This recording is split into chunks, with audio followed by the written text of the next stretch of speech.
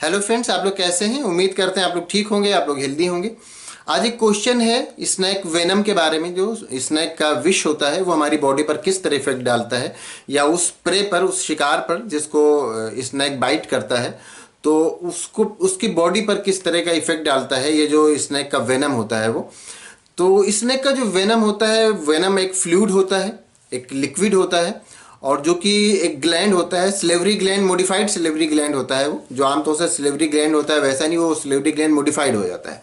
तो उस modified salivary gland में ये वेनम पाया जाता है, और वो उसका जो टीथ होता है जिसको फैंक्स कहते हैं, उसके थ्रू वो इंजेक्ट कर देता है अपनी प्रे, या जिस ह्यूमन को या जिसको भी वो बाइट करता है उसकी बॉडी में, और फिर वो उसका इफेक्ट हमारी बॉडी पर होने लगता है। और स्नेक बाइट भी दो तरह का होता है। एक तो ड्राई बाइट होता है जिसमें यह है कि वो अपना वेनम इंजेक्ट नहीं करता है, और एक तो वेट बाइट होता है या रियल बाइट होता है जिसमें कि वो अपना जो वेनम होता है वो इंजेक्ट कर देता है। कौन सा स्नैक? जो वेनमस स्नैक होता है, जो जिसके अंदर पॉइजन होता है। मोस्टली स्नैक तो वेनमस नहीं होते, मोस्टली स्नैक इस तरह के नहीं होते कि उनके अंदर विष पाया जाए, लेकिन जिसमें वेनम पाया जाता है, जिसमें विष पाया जाता है, उन स्नैक की यहाँ पर बात हो रही है।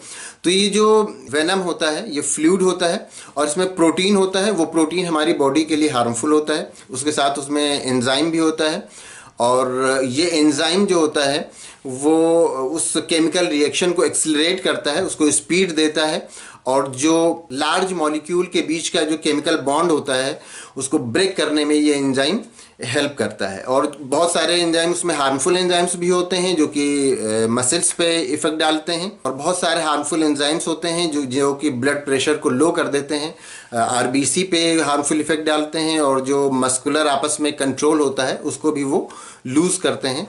तो ये बहुत सारे उसमें जो एंजाइम्स होते हैं, हार्मफुल एंजाइम्स, उनका ये इफेक्ट होता है। तो जो ये वेनम होते हैं ये इनको 3 टाइप के होते हैं। ये एक तो ये होता है कि साइटोटॉक्सिन, एक होता है न्यूरोटॉक्सिन, एक होता है ह्यूमोटॉक्सिन। जो साइटोटॉक्सिन होता है वो जो सेल्स होते हैं, मसल्स होते हैं, जो टिश्यूज़ होते हैं, उन पर इनका इफेक्ट पड़ता है, और ये उनको धीरे धीरे डिस्ट्रॉय करते हैं। मतलब ये कि इस पोजीशन में ले आते हैं कि जैसे वो डाइजेस्ट होता है तो वो डाइजेस्ट करना स्टार्ट कर देते हैं। जो स्नैक होता है, स्नैक बाइट करता है तो उसका जो प्रे होता है, उसका जो शिकार होता है, उसकी अभी डेथ नहीं होती है। उससे पहले ही मसल्स, उससे पहले ही जो सेल्स होते हैं और टिश्यूज़ होते हैं वो डाइजेस्ट होना स्टार्ट हो जाते हैं। अब अगर इस साइटोटॉक्सिन को अलग अलग कैटेगरी में हम रखें तो फिर साइटोटॉक्सिन को एक कैटेगरी तो ये होगी कि कार्डियोटॉक्सिन। कार्डियोटॉक्सिन जो होता है वो जो हार्ट के टिश्यूज होते हैं उन पर वो इफेक्ट डालता है और उनको धीरे धीरे डिस्ट्रॉय करना स्टार्ट करता है। उसके बाद आया मायोटॉक्सिन, और मायोटॉक्सिन मसल्स पर असर डालता है। इसके बाद निफ्रोटॉक्सिन आता है, निफ्रोटॉक्सिन किडनी पर असर डालता है। तो ये सारे उसके जो टिश्यूज होते हैं उसको डिस्ट्रॉय करना स्टार्ट करते हैं। ये सब साइटोटॉक्सिन की कैटेगरी में ही आते हैं, चाहे वो कार्डियोटॉक्सिन हो, चाहे मायोटॉक्सिन हो, चाहे नेफ्रोटॉक्सिन हो। अब बात करते हैं न्यूरोटॉक्सिन की। न्यूरोटॉक्सिन नर्वस सिस्टम पे इफेक्ट डालता है, और ये नर्वस सिस्टम को धीरे धीरे डिस्ट्रॉय कर देता है। नर्वस सिस्टम में हमारे जो कि केमिकल सिग्नल वाला प्रोसेस होता है उसको ये धीरे धीरे बंद कर देता है। मतलब ब्रेन से हमारा और बॉडी का जो भी कनेक्शन होता है वो धीरे धीरे कट जाता है, और जो प्रे होता है या जिस पर भी ये इंजेक्ट करता है वो धीरे धीरे पैरालाइज होने लगता है। वो धीरे धीरे उसके नर्व काम करना बंद कर देते हैं। तो एक तो हुआ साइटोटॉक्सिन, दूसरा हुआ न्यूरोटॉक्सिन। अब आता है हीमोटॉक्सिन। तो हीमोटॉक्सिन ब्लड पे इफेक्ट डालता है। हीमोटॉक्सिन का इफेक्ट हमारे ब्लड पर होता है, और उससे फिर वो इंटरनल ब्लीडिंग बहुत होती है, और ब्लड क्लॉटिंग भी ठीक नहीं हो पाती है। तो इंटरनल ब्लीडिंग बहुत होती है, और हमारे बॉडी के कई पार्ट से, जैसे नोज है, आई है और ईयर है, इन सब पार्ट से भी ब्लीडिंग होने लगती है। तो हीमोटॉक्सिन का असर जो होता है वो हमारे ब्लड पर पड़ता है। तो इस तरह से जो स्नेक का वेनम होता है उसको 3 कैटेगरीज में डिवाइड किया गया है, 3 कैटेगरीज में रखा गया है। एक तो होता है साइटोटॉक्सिन, एक होता है न्यूरोटॉक्सिन, और एक होता है हीमोटॉक्सिन। हीमोटॉक्सिन जो कि हमारी ब्लड पर इफेक्ट डालता है, और न्यूरोटॉक्सिन जो कि हमारे नर्वस सिस्टम पर इफेक्ट डालता है, और जो साइटोटॉक्सिन होता है वो हमारे टिश्यूज पर इफेक्ट डालता है। ये जो वेनम होता है ये हमारे लिए हार्मफुल किस तरह से होता है ये तो आपको पता चल गया, लेकिन इनसे मेडिसिन भी बनाई जाती हैं।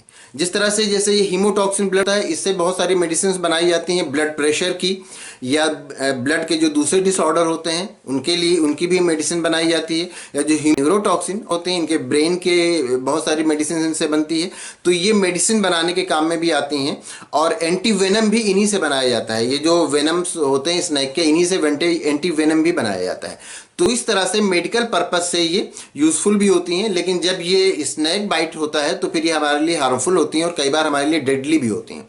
और जो मोनोकोट कोबरा होता है उसको स्पिटिंग कोबरा भी कहते हैं। उसको स्पिटिंग कोबरा इसलिए कहते हैं क्योंकि वो वेनम को सिर्फ इंजेक्ट ही नहीं करता है, बल्कि वो कई बार स्प्रे भी करता है, कई बार वो बाहर की तरफ स्प्रे भी कर देता है वेनम को, तो इसलिए उसको स्पिटिंग कोबरा भी कहते हैं। तो उम्मीद करते हैं आपको आपके क्वेश्चन का आंसर मिल गया होगा। Thank you.